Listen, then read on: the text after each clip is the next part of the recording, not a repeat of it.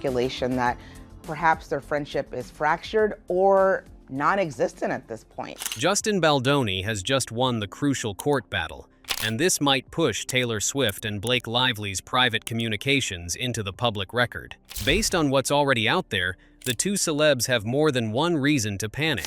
Subscribe because we're looking at Hollywood's biggest drama right now, the court victory.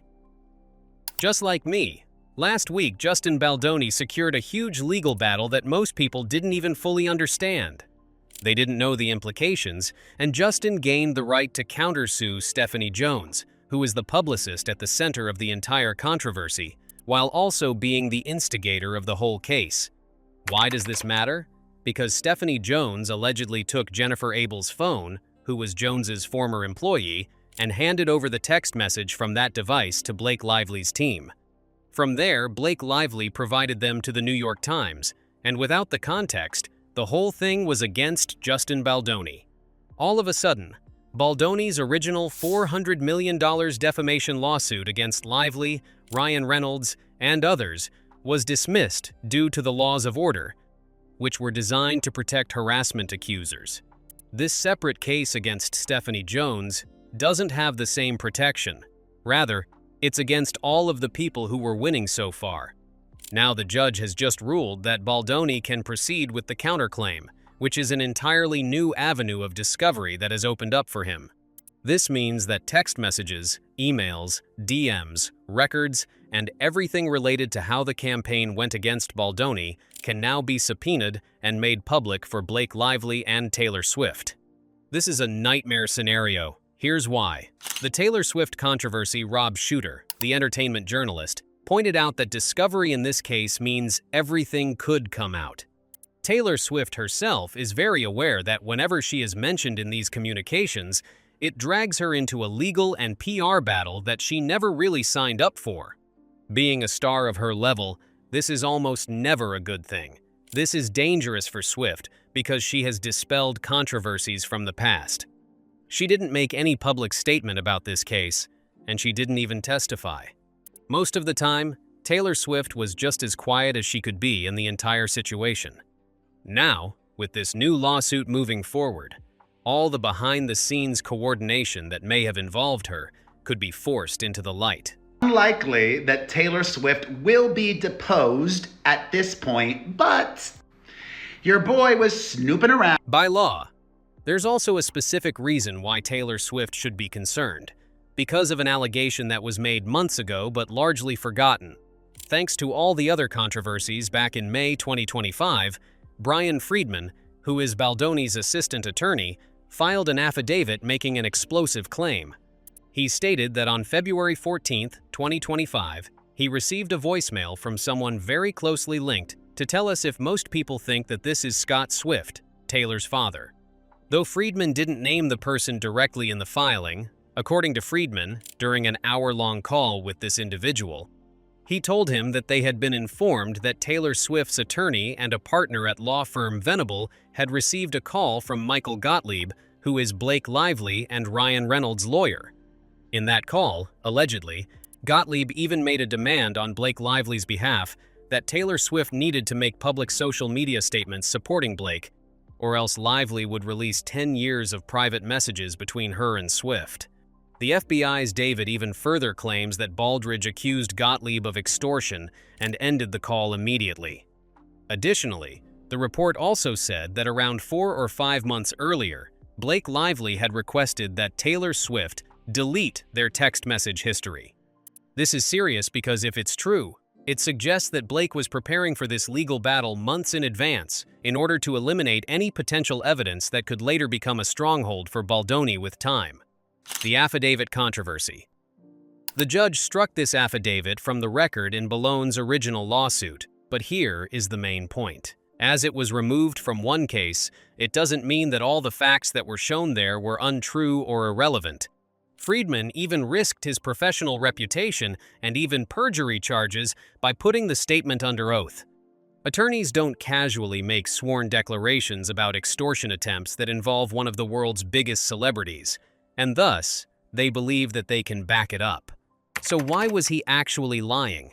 If it were true, why hasn't Taylor Swift aggressively denied it or even sued for defamation herself. Well, Taylor Swift is quite litigious. She is sued for far less serious accusations. Yet on this explosive claim, she was essentially distorted by Blake Lively into making the public statement, to which she is completely silent. That silence is also deafening.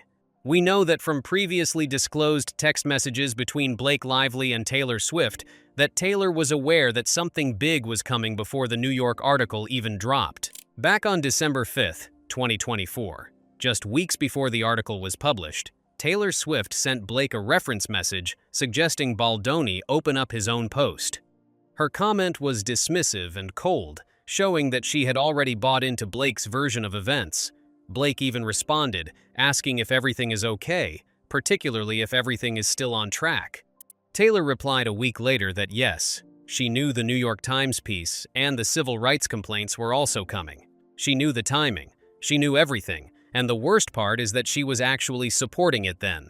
Right after the article dropped, Taylor sent Blake congratulatory messages, celebrating how quickly the public opinions had turned against Baldoni. She was already cheering her own. These aren't messages of standard.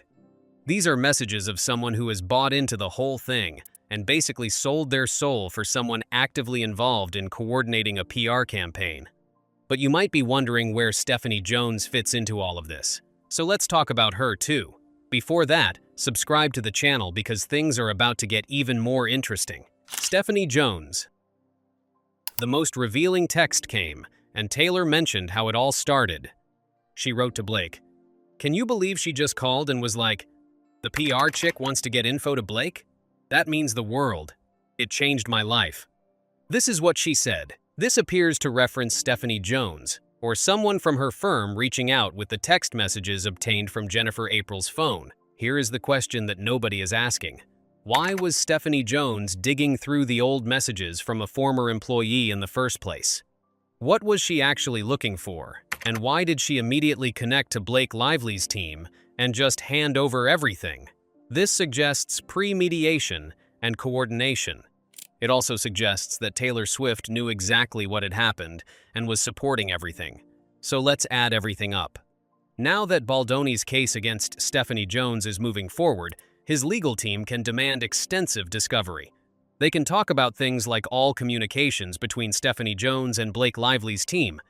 They can ask for things like all communications between Blake Lively's attorney and Taylor Swift's attorney too. According to this case, they can even get phone records showing who contacted them and when, along with the emails, texts, DMs, and everything under the sun. But I think you have to unlock it. And I think you have to figure out how you can. Any evidence of the alleged demand that makes a public statement is legal here. If the claims in Friedman's affidavit are not to be true that Blake threatened to release 10 years of private messages unless Taylor Swift publicly supported her, those communications could now be forced into public records. If Blake did ask Taylor to delete her message history months before the lawsuit, then the potential evidence destruction could have serious legal consequences that no one would see coming. Taylor Swift's deposition. Another part of the story, and the strangest aspect of this case, is that Taylor Swift never got deposed during Blake Lively's lawsuit against Baldoni. She was listed as a potential witness but was never called to give any testimony under oath. Why exactly did this not happen? If Blake's legal team truly believed that Taylor Swift had the relevant information supporting their case, why wouldn't they just use her? The most likely explanation is that Taylor didn't want to testify under oath about her involvement, her side of the involvement, due to it becoming controversial later on. Blake's team knew that putting her on the stand would also risk exposing sensitive information that would hurt their case more than they could help them. Now, through the Stephanie Jones lawsuit, Baldoni's team might be able to force the issue. They could even subpoena Taylor's communication and potentially even compel her testimony in that case. Another theory that is circulating around is that Baldoni's team might have made some kind of backroom arrangement regarding Taylor Swift early in the process. Maybe they chose not to aggressively pursue her involvement in exchange for her cooperation later, or even avoid antagonizing one of the most powerful celebrities in the world while fighting their main battle against Blake and Ryan Reynolds.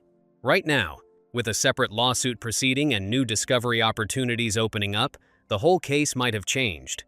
On the other hand, Baldoni's legal team might also be playing chess while everyone else is playing checkers. They are holding on to their strongest cards until the final moment comes where they would reveal their maximum impact to turn the case around if Blake Lively is forced to testify under oath in the Stephanie Jones case about her. Coordination with publicists, and whether she even asked Taylor Swift to remove the messages of publicly demanded support that could be used to impeach her credibility in the main lawsuit. Risks. And now we have the most important aspect of them all, which is the risk of lying. If Blake Lively or her legal team denied those allegations and it later proved that they were lying, the consequences would be much worse. Not for the lawsuit, but on the criminal level. Perjury is a serious crime. Attorneys can be disbarred for knowingly presenting false testimony, and if the communications exist proving Blake Lively demerited Taylor Swift's support or even asked her to delete evidence, denying those facts under oath could be catastrophic. This is most likely why we have seen so much silence from Taylor Swift's side. She hasn't admitted or denied anything. She hasn't aggressively defended Blake, but she is just taking more and more distance and moving on with the case. The discovery with the proceeding might just remove that very silence. The Blake Lively v.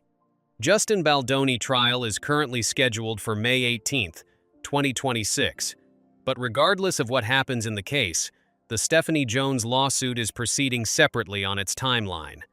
That means even if Blake somehow wins her case, or even if it gets dismissed on that day, the discovery process in the joint case will still continue to work. Communications will be subpoenaed or not, and depositions will also take place. The one person who is at the most risk here is none other than Taylor Swift.